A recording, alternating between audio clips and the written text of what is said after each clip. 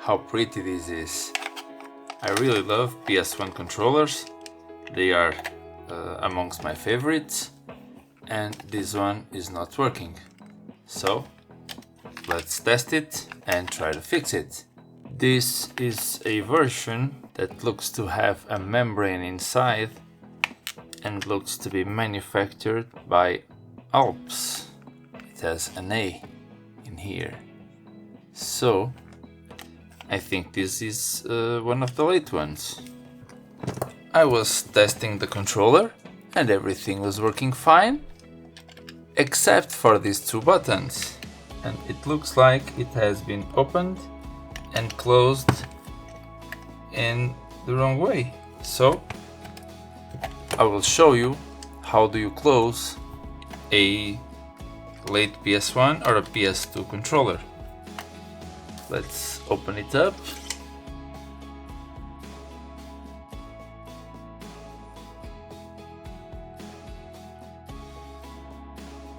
So if you want to assemble the controller with these buttons in place, it's a nightmare.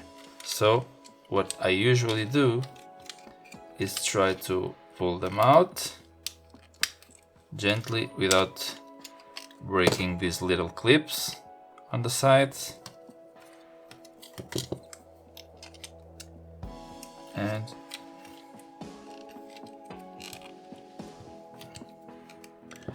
okay, so they are out. Ouch! Yeah, these rubbers, as you can see, these rubbers have been squeezed there, so they have a tough life. Vibration motor is also unsoldered, so let's fix that also.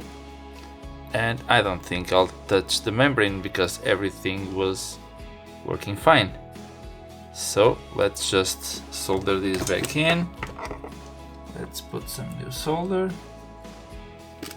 and solder it back with my tweezers.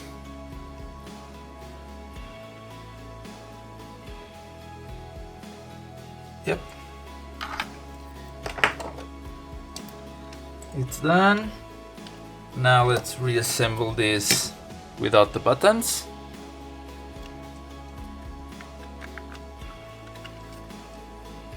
And we should be careful that the membranes are on top of the plastic part. Screw everything in, or at least you put 1 or 2 screws. And now,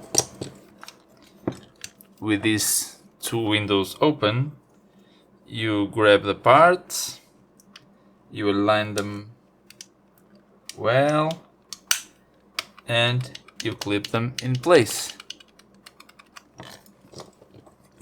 So let's do the same with this one. Let's hope they work, because these rubber pads are a bit damaged.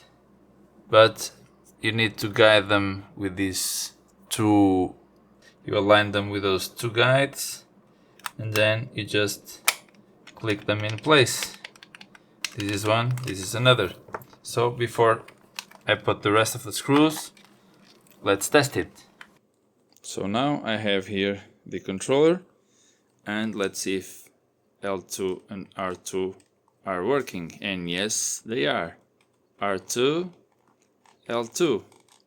Now they will just need some use to make the rubbers go back to its original shape, because they were a bit torn up. So here we have another fixed controller, and both vibration motors are working fine, as you can see. And now it's time for you to put in the comments with which game should we test the controller. I'll first test it with the controller software, and then I'll play some game. Please make your suggestions. I have an idea, so let's see how far your suggestions went regarding my idea of game to test controllers. So let's do it. And the game is...